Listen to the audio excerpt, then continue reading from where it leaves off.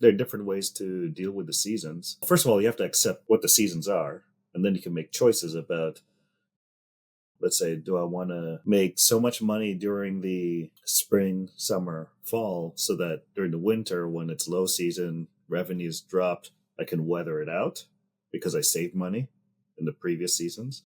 Or do I want to find different ways to compensate for that winter? So this will be a more literal example. During the spring, summer, fall, they do landscaping, actually more like lawn maintenance, cutting lawns and so on, but on a larger scale, and as well as some landscaping. In the winter, then they do snow plowing, pickup trucks they used to use to carry all their equipment during the summer and the spring and so on. Now they put a snow plow on the front. Mm-hmm. It's basically two different types of businesses, two different in terms of services throughout the year. I know somebody else who does driveways, make all their money during spring, summer, fall, and in the winter goes to warmer climate and Mm-hmm. doesn't work for the winter.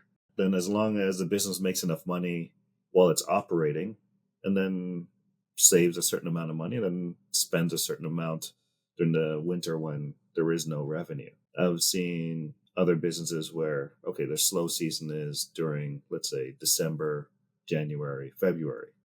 So then it became about what kind of promotions or packages or different types of services to offer during the Mm-hmm. slow periods to be able to increase the revenue during the slow periods. And depending on what the market is and what those services are, products, you may be able to completely compensate for that dip of the bread and butter service, or maybe it just brings it up a little bit so that you don't need to save as much or compensate as much during the high season.